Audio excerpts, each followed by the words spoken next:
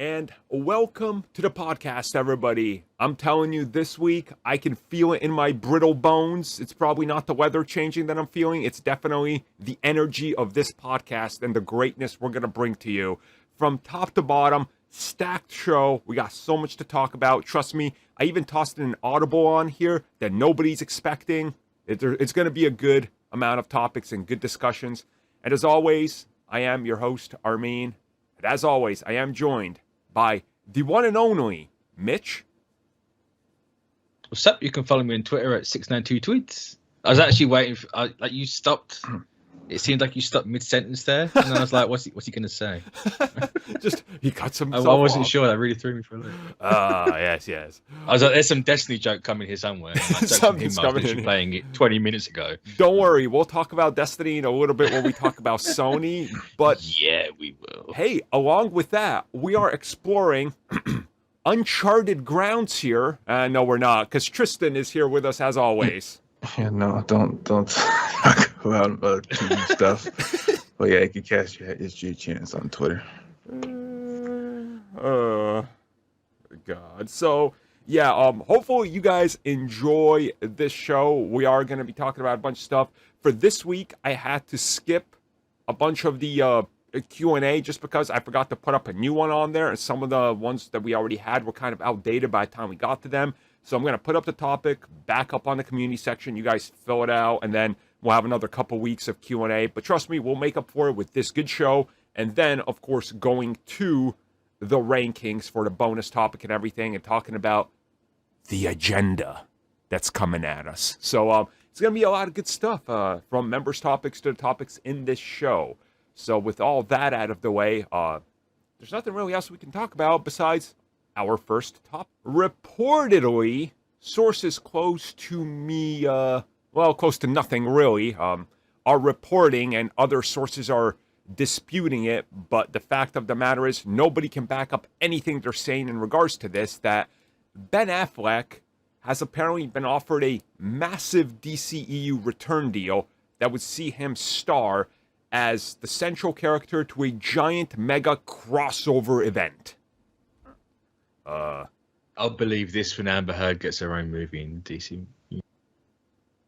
Yeah, it's look. He ain't coming back. So here's the thing. So I tried to follow this trail of this insider and scooper says something that's kind of poking at this one who said something over here, and I led it all the way back to pretty much the OG source, which I believe is Giant Frickin' Robot. And I was like, oh yeah, that explains it. Yeah, no. Nope. So yeah, automatically, it took a good 10 minutes of just backward searching. I'm like, okay, who is this person subtweeting? Who is this one mocking? And I got straight to them, and I was like, okay, if they're the source, nobody's going to believe it. But at the same time, nobody should believe any of these people, because here's the fact of the matter. Not even WB knows what's happening after The Flash, because as such, Andy Muschietti literally said he's doing what he was asked, and the ending is a soft reboot, but they don't know anything beyond that, and they don't know who's in charge, and they couldn't commit to it due to Discovery taking ownership. So we know up until The Flash and Batgirl, and that's it. That's as far as we know. So, I mean, we have Blue Beetle, because you just had the set leaks of the suit. When is that coming? Which is absolutely going to be CGI'd over. Don't kid yourself. Oh, it will be. Yeah. There's no way that thing stays. And in fairness, good, because the black on it is. I don't like the old worn leather look. But that's a different conversation. Yeah, we know that. I mean, maybe J.J. Abrams called dibs. I mean, the thing I'm looking at here, which honestly, that the J.J. Abrams thing is going to be audible that I'm tossing here after this topic, because I kind of want to segue into it, because there's a lot to talk about that I don't want to, I guess, mesh the two together. The whole thing with the Ben Affleck situation, from what I can gather, no matter how many times the man says, I cannot do this for another 10 years and it ruined my life, every time he says that, it's like Hydra. 2 more fanboys and fan articles pop up that claim he's returning. You literally slay one, 2 more take its place. It's It's really weird just because when he says he doesn't want to do it anymore, I mean he can change his mind whenever he wants, but looking at some interviews, it looks like he's done with the superhero business. He doesn't really want to do it anymore. So the only time he might come back for anything is Daredevil and Secret Wars. Only time he might come back. Yeah. Maybe. Mm-hmm. Batman, no chance.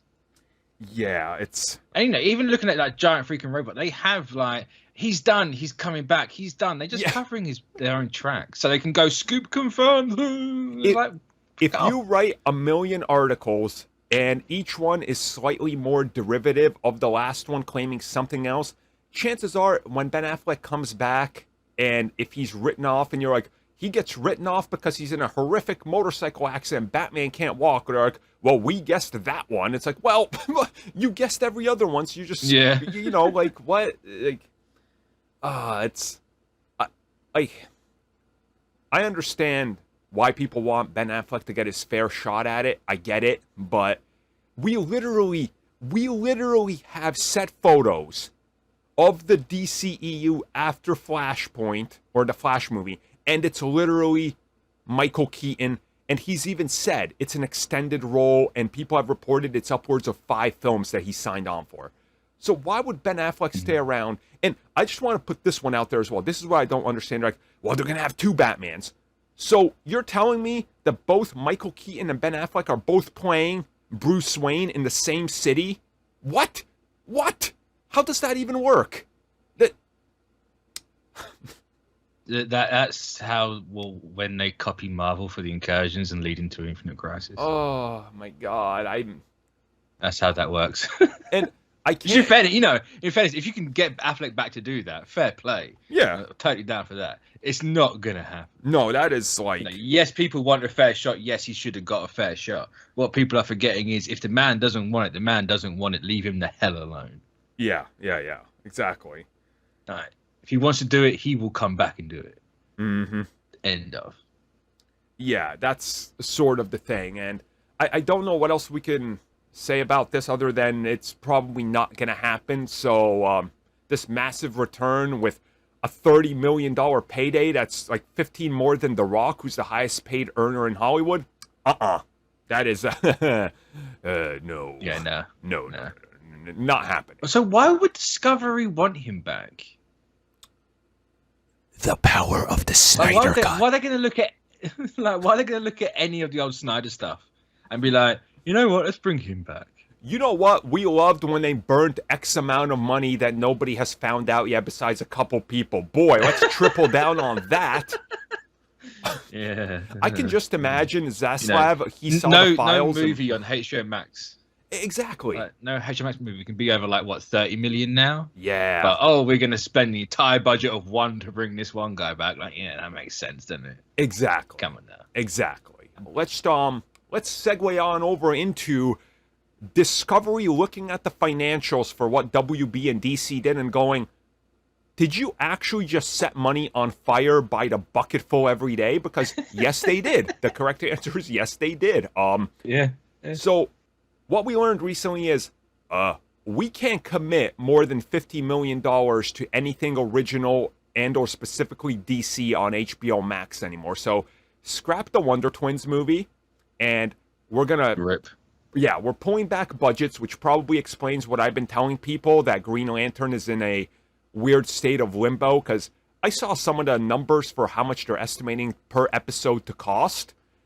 If their budget is $30 million for a project, they ain't, not even quadrupling that. It's way more than that. That's all I can say. Mm-hmm. So, it ain't gonna happen. But on top of that, we got the biggest WTF moment of the week where to Hollywood Reporter, they're like, so that giant $500 million deal that J.J. Abrams signed, all he's done is embargo a bunch of characters nobody else can touch and has produced 2 early drafts for Constantine and Madame Xanadu and nothing else. Yep. Imagine spending $500 million on 2 raggedy scripts that have gone nowhere in 3 years. Yep. Yep. Whoa, that's. I mean, he's sitting pretty. Oh, he's loving life right now.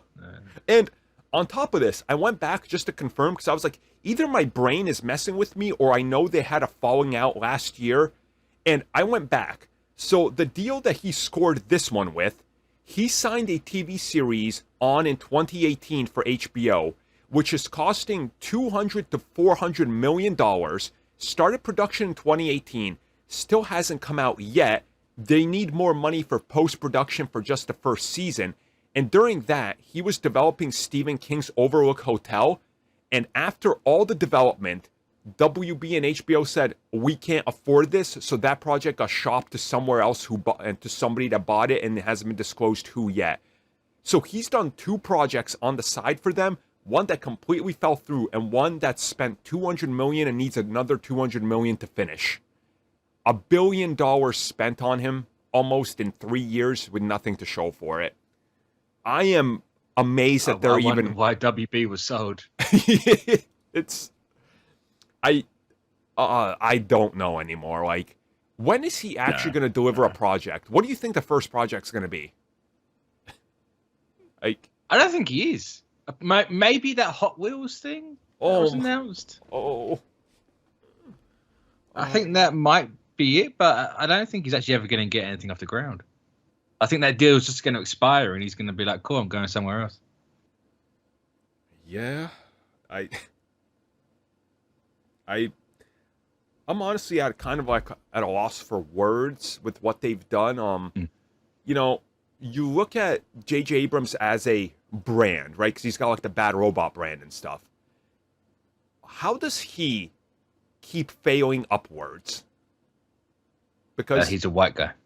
Oh, okay. That kind of makes sense. Because, like, after what he did with The Rise of Skywalker, which, you know, I enjoy it for what it is and some of the elements for it. It's definitely not my favorite, don't get me wrong. But that thing and how much he spent on that and how it went and then signing this deal and everything, he gets a lot of trust just by his name, but he hasn't produced anything that big in money earnings since... What was the last thing? Like, since The Force Awakens, right? Like, that's really it? Like, that's... Well, I assume Rise of Skywalker. That was $1 billion. And The Force Awakens... Yeah. The Force Awakens has an all-time domestic record. It made $950 million in the U.S. alone. Like, what? You know, that is... It's crazy. I don't know, like... What do you guys think about the embargo that he put on all these DC characters? Because apparently there's a bunch of them we don't even know about. Back to Nolan, didn't we? Yeah, it really just depends on which characters he embargoed to see if like they're of any relevance. Because you could have embargoed some of the more obscure characters and no one would bat an eye saying, you know, they're not really much of a priority. But if he did embargo some of the more higher-ranking characters, then yeah, it's going to be really tough trying to get those characters into something else if there is that weird embargo where, you know, no one else can touch them until that embargo, lifts, so they can try and put them into another project if they can. Yeah. So, it's just a weird thing where, you know, he, you know, has a contract for a lot of money but hasn't really done anything other than 2 scripts. So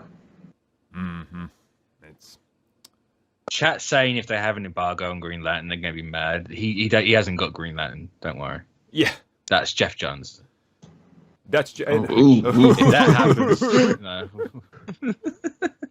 We'll see if the Jeff Johns Green Lantern stuff happens. If a Jeff Johns 6-comic mini event takes 4 years to put out, guess how much 8 episodes of a TV show are going to take? Well, it's already. Did he even finish Doomsday Clock and all that? I tapped out like 3 issues in, so I'm not sure. I don't know. I don't know. Say half my life went by between issues and I just forgot about it. It's still coming. Trust me, the button is going to pay off. Trust me. Oh, God. Amazing. Well, Look, when we know more about this disastrous money spending spree that WB was on, which we will surely learn more about because, boy, Discovery keeps on talking about it and cutting costs. We'll get back to it when we learn a little bit more. We are about to talk about Thor, Love and Gore, because who doesn't love themselves some Christian Bale looking like looking like he's about to eat everything in sight and puking black goo everywhere. Looks pretty legit. You're telling me he's not going to be CG'd? Thank God, no. So, yeah, that's a weird argument. No. Yeah. People always crap on Marvel for CGI, but then want God with CG. I don't get it. It's because they want that Muppet face for Gore. I don't want. That was like literally the only argument I've seen is that instead of him having a human-looking face, they want the Muppet face from the comics for some reason. I'm not gonna lie. When somebody released that this is what he should look like with the tentacles, the first thing I figured, the first thing I literally imagined was a Twi'lek boy dancing in Jabba's slave palace. Like I picture Christian Bale. Pretty much exactly what Gore looks like. Yeah. I was saying they should at least try the tentacles, and the moment somebody photoshopped it saying this would look better, I immediately went to the past and punched myself in the back of the head. I regret saying that. No. Terrible. Oh, it's disgusting looking. Like, oh. Yeah, because they're weird. They're not like thick, like like an actual Twi'lek from Star Wars. Like if it was maybe a Twi'lek-y look, it might be okay. But they're these weird little thin squid arms, and it's like walking hentai. Like why would you? No. Well, so he walks around naked, nothing but gooey thong. Like, no, I'll pass on that, thanks. Yeah. Just give me. Seeing a whiter Christian Bale is totally fine by me. Yeah, he looks Totally good, and I think given no heavy prosthetics and things to hide that is Christian Bale, you're gonna see the incredible range that he has with his facials, which he definitely does. He can act with his face. I'm like, I would rather take that than anything else. I'm not sure if it was confirmed or not, but during the trailer, it's whenever Gore's on screen or whenever he talks, we see the world how he looks, where it's black and white, which is actually pretty interesting. There's a black and white scene in it, but we don't know the context of it. Right. Because I've seen things going around saying that whenever Gore's on screen, and that when the black and white scenes happen, we're seeing it through his eyes as a thing of seeing things in black and white. My only thing with that is there's the shot of Valkyrie with Zeus's thunderbolt, and the light from the bolt is reflecting onto her, and she's like half lit, half not. And that'd be weird if it's from his perspective. I'm just wondering if they're taking the all black sword thing, like it literally just drains light and color and life. I honestly, that's the first thought I had. I was like, I think that's what they're doing. It's.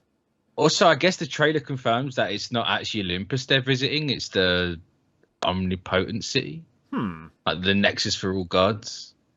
Because we know Bast is in this movie, and we've seen it in one of the stills, and the clothes that Valkyrie and Jane are wearing in that still, they're wearing in this trailer when they're in that giant city. Yeah. So why would Bast be in Olympus and all that? Like, it's got to be a massive meeting of gods. Yeah. There's also another thing that people were getting mad at Marvel's rendition of the gods, especially Zeus, as not being in peak physical conditioning, where the tone of the story is that the gods are not really good and they are self-indulgent, so some of them are going to let themselves go. It's funny that it's almost like that was the Greek pantheon. I'm thinking about it. I was like, thinking about it in the Greek pantheon. Zeus wasn't he wasn't a good guy. Most of the stories talked about him. He wasn't. No, self-indulgence is a very nice way to describe Zeus. Yeah. Very nice way. Another thing about the trailer is the one thing I don't like is Thor's helmet for his new costume. I do not like that. I do not like the helmet. No one likes the helmet. Look, I am convinced. It makes it like the helmet actually, like the top of it, looks worse in the movie than it did in that leaked mural or concept art because the dick on his head is bigger. Yeah, it's like and it sticks out more. Like it's actually a massive dump. I am legit convinced after seeing it that thing is going to be a gag that everybody makes fun of him for it, and he's not even gonna it's not gonna get destroyed. He's gonna throw it himself, being like, "Oh, okay," like because look, there's a scene where Chris Hemsworth ends up being naked as Thor, and clearly they're gonna make a comment about the Thor schlong there, right? So how ironic is it that they put a tiny chode on his helmet? It's got to be a gag. Tiny's massive. It's massive. True. It is kind of massive. It's like from the back of the skull to like 3 foot in front. It's like a quiff. Yeah, the helmet. That's the only thing I don't like about this, honestly. I adore the suit. I love. Same. The more I see it in live action, the more it's like the suit from the neck down. It's like, that's a Thor look. Don't have a Thor hot toy yet because I haven't really loved a single outfit. This is the one I'm getting. Yup. Yup. Yeah. That's it. That's it. At first, I was like, you know what? I might get the one with the fur color on the cape. It's like, you know what? No, I want the bright colorful. So I'm. See, the thing is, the one with the fur cape is going to be revealed as a prototype and then never sell. So that's. Yeah. Probably, yeah. That's the hot toy way. Yeah. That's how hot toys works, yeah. But no, this trailer looks nuts. This whole entire thing is. Taki just said, "Fuck it, I'm gonna run with it," and then he ran with it. Yup, that's exactly what it feels like. Honestly, that's exactly what it feels like. Which I'm okay with because it looks good. It looks different. It looks like a good MCU film that's like going a little out there and doing some. Interesting things is a way to put it, I guess. So, I think the trailer looked good. I think Gore looks good. I think everything about it looks great. So I'm excited. I think we're all three of us are kind of like, yeah, can't wait to see this. So it's gonna be good. Pretty much, yeah. Yep. Sony is taking a bold step forward with a massive TV expansion. We're talking massive. Announced this morning, the morning we're recording, which is now a Thursday. They announced. Horizon, the video game with the robot dinosaurs, as people will know, is officially becoming a TV series on Netflix. God of War officially on Amazon. And, yay. What else did they announce? Gran Turismo TV series. Benny, the reason why they did Gran Turismo is to get the gearheads to watch the show. Because it's just racing. So... they literally covered their bases. It's boo, yay, Yeah, the whole thing this came about is from their projected income from yesterday or the day before, where they were going over their other slates for projection for the next 2 to 3 years. I think is what they were going for. And they're projecting massive increases into revenue for their gaming, their streaming, and apparently they're trying to supplement their PlayStation division to supplement their TV division. And I will. Okay, so I'm gonna take a second here to praise Sony for a second. I appreciate their approach of we can't compete with the rivals. We're not going to sign an exclusive with one specific service. Instead, we are going to pull a Disney games division where they realized they couldn't do games, so heavily put a price on IPs, license them out, and let them spend their own money while we benefit with the video games continuing to rise and dominate the single-player market. It's kind of the first genius move they've had since the PS3 debacle that led them to the PS4 being their savior, and I do appreciate their diversity of being like, look, we'll go to the best people for the job. Now, Netflix is definitely not the best people for Horizon because we're going to see one dinosaur. It's probably just who optioned for him the most, basically. Because my only hope for the Horizon show is that Netflix don't last long enough. Yeah, I think that's my only hope. Yeah, currently out of these three, the only one I think would probably kind of made it to kind of good as the God of War one with was it Amazon that has them. So I wouldn't be too worried about that Now, one. how much CG do they need to make Tom Holland look like Kratos? That's what I want to know. Oh Christ! Just get Judge, please. Just get Judge. Get him in. Is it Judge? I can't remember his name. Because there's a Just get him in there. Just do that. It's fine. because with their revenue reporting, they are trying to get into the TV movie scene with their games, and that they said that they're projected to have more revenue with their, I guess they're trying to supplement it with their cornering of the anime market with Crunchyroll and the absorption of Funimation into that. So they are trying to basically not have their other divisions just be in the red constantly while PlayStation is making all the money. Which is kind of it's a weird but sad thing where people thought, oh, they got all this money. Well, only their gaming division is actually making them all the money currently, and they're trying to spin that off. If the only thing going well is their gaming division, how about we just make those the projects for their streaming stuff and their TV stuff. I mean, that's not even it. Like Gran Turismo, is going to be a thing. I'm assuming it's going to be like a car show, which that's kind of cool. That would make sense, about like the love for cars. They also have Twisted Metal, So which you is like Top Gear. Yeah, exactly. Yeah. That's exactly what I'm picturing. They can make it as a story narrative, or make it like Top Gear, which would be more beneficial because you can get more mileage out of it and it doesn't necessarily cost that much. Mm-hmm. And there's, like said about the Twisted Metal TV show, I think was it Paramount that has that one, I think. Yeah, I think so. You've also got Last of Us and HBO. Yep. Yeah. And we have the Ghost of Tsushima movie is in Oh, yeah. they're scripting that. Yeah, So like yeah. there's a lot going on. We know with Bungie wanna get their stuff kickstarted through Sony. So they also talked about that, but they're their own thing currently. But they are working on stuff. I know that they said that by 2023 to 2024, they are expecting at least 2 more games of the service to be up and running, and they didn't mean one of them being Destiny 2. Is that they're gonna have hopefully 2 new ones running at the same time, because technically that's what they bought the Bungie for, not only for. Yeah, good luck with that. Good Yeah, luck with that. You need more than that to get a live service going. Yeah, it's just not only they have one Bungie for that, it's that they wanted to have their Destiny for their multimedia preferences, where they were going to go with animated probably projects for the most part, is what they're hoping that they'll come off of first before they go with like any other type of TV shows or movies, which if they're going to go with the Destiny franchise, it is pretty interesting.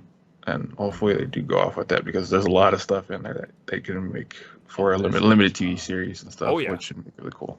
There's a ton in that thing. Do we know if any of these are going to be animated? Because I can't see having like a Thunderjaw walking around on a Netflix show. I mean, it didn't say anything about it being animated. If it was animated, it'd be a whole lot better. But knowing the state of Netflix right now, where they basically cut half of the division, I'm gonna make animation. I'm gonna make a bold prediction here, because Sony has their own version of that whole volume setup that they use for Mandalorian stuff that they've been working on, and they're also heavily invested into Epic Games now, which also deals with that. I will not be shocked if they use the Decima engine that powers Horizon to retrofit it, because it already powered. They could use that and those assets, which if you play Horizon Forbidden West on PS5, when you get close to those dinosaurs, they look like real mesh metal. I could see them melding the two and kind of meeting somewhere in there, and honestly offsetting some of the cost with those, assets that they already have, because you literally don't need to recreate those assets because they're already perfect. Like, they are perfect.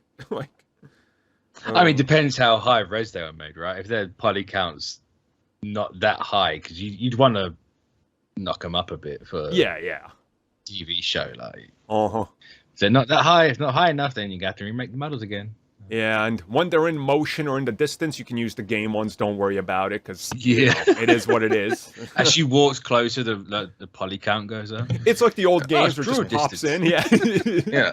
And I was surprised that they're also going to go with more movies as well. And I did see the numbers, and fortunately or unfortunately, I mean, Uncharted made like, was it 300 million worldwide or close to 400 million worldwide? So they deemed it as a success. So Uncharted's not the worst movie. It's just not an Uncharted movie. So that's the problem. Yeah, so you will get more video games, video game movies from them. So so hopefully Ghost of Tsushima is a lot better than that. Yeah, because it's because for one, it's not as fantastical. There's usually only probably one or two instances where technically it'd be fantastical, but for the most part, they play it pretty straight. I can't wait till they're like, we're officially set to shoot Ghost of Tsushima. Sweet. What location you going to? Tsushima Island, right? Vancouver. What? What is this? What? Oh, I think it's a modern day Ghost of Tsushima. That kind of puts damper on things, because like I know that they made a partnership with the actual island where they made. I think there's a tour guide for fans of the series if you could ever go to Tsushima, and they have a couple of tour guides to take you to some spots that they took from the game. And it's actually pretty cool. They even have a gift shop up there too. It's pretty cool. Well, on the Sony front, we're going to just jump on over to our next Sony topic. Our final topic here, continuing the Sony discussion. Sony was also talking about the future of the Spider-Man brand. Boy, they had a lot to say, shockingly. First and foremost, they're like, look, guys, we know everybody wants to know about the future of Spider-Man. And Tom Rothman said, we're hoping and we're kind of believe the entire team is returning for the next Spider-Man. Now, they're talking about, obviously, Tom Holland, the entire supporting crew, the Marvel Studios proper Spider-Man 4 is what they're talking about. And, I mean, the guy in charge of Sony saying, yeah, they're all coming back. But they clearly haven't made an announcement because they're still in that weird phase where they're trying to play ball with each other on a little bit, give or take. You can tell that there's still some, what would I say? How would I put it? Like, they committed to working together, but you can see Sony wants a little more of that Marvel in their universe, the benefits. Yeah. You know what I'm saying? Like, they want to feel like they're playing in the big playground, and Kevin Feige's like, go play in the kids section. Go. We don't want you here, right? So, like, maybe let them play on over there. Right. It's like, look, how about you can look inside and see what we're doing, but just don't touch anything. I think they're kind of stuck in that period. So, but Sony did say, hey guys, guess what? Not only are we working on El Muerto and like 5 other projects, there's also many more projects beyond that are coming at us that are Spider-Man based. And that's when the PTSD hit me, and I was like, they are going to do Jackpot, aren't they? And Nighthawk or whatever the hell his name is. This is all your fault, you know, don't you? To me, it seems they're just throwing stuff at the wall, hoping John Watts comes back for the 4th movie. The problem is, they listened to this and they heard hype up Morbius for like 3 years. Don't put this on me! Oh, yeah. No, he's the first one to coin actions have Morbin time. It's time to learn. It's funny about that is, I think for like the last week, Morbin time has been trending on Twitter, and I think for the last 24 hours, someone has been streaming the entirety of Morbius, and Sony has not taken it down. They forgot to put copyrights on it, so they don't like it as well. At least this way, people will see it. Well, which cut is it? I think it's got something to do with Spider-Man, or not? No, I think it's the regular theatrical cut. Because last time I checked, it was like 18 hours in, still wasn't taken down, and there was like at least 2,500 people watching it on stream. Wow. I mean, that's one way to watch it. Yeah, because loving their Morbin times. It's Sony's trying. I'll give them that. I just don't know what their plans are going to be Are with they? Spider-Man. I mean, it's called trying. They're tossing things out there. Maybe. I don't know. I'll be fine if like Watts doesn't come back. Yeah, get someone different for the For the next grown-up trilogy. trilogy. Yeah. I'd be okay with that. Yeah. 'Cause- No, if he comes back, cool. I'm fine with that. If he doesn't, cool. I'm fine with that. I mean, I don't think mind it's just different like voices. Sony wants it as a security blanket, if nothing more, to get Watts back. And so you Yeah. know, he's helped us make $1 billion. we don't want to stop that money. So Holland's obviously going to come back. I suppose Zendaya and Ned depend entirely on the story. I suppose I imagine they will come back at some point, but Yeah, because for the most part, just have to wait and see. from what I've read, it was more Holland and Zendaya most likely coming back than any of the other characters. So yeah, at least those two would be coming back potentially for the next trilogy of movies if they go that far. I also assume the next one's going to have more Daredevil in it. No, Not actual. Yeah, Billy, I suppose please, actual please no, Daredevil, Billy. not- No, I don't want more Sam Raimi Spider-Man. Raimi's not going to do Spider-Man anyway. He's already said Maguire would snap his neck if he did a Spider-Man movie with that. Yeah, that's pretty dark. People love that Spider-Man. That's Billy Maguire for like all those martinis and shit. Yeah, it's whatever. It happens, is. it happens. It's I cool. still don't think that they're gonna go do the Spider-Man 4, the Amazing Spider-Man 3, or whatever like people believe. Yeah, but No, I think that the time for that's passed. I can imagine that they wanted to do it, but with Garfield being like, "Yeah, I'm taking a break for a little bit." Like, yeah, no. yeah, it's I also don't see this for a couple of years because Watts has got his Star Wars stuff, so yeah, it's I assume he's going to focus all on that. yeah, exactly. Like there's just there's so much. Like, look, there's Sony has a ton of content, tons of Spider-Man content. There's gonna be tons of Disney content coming at us.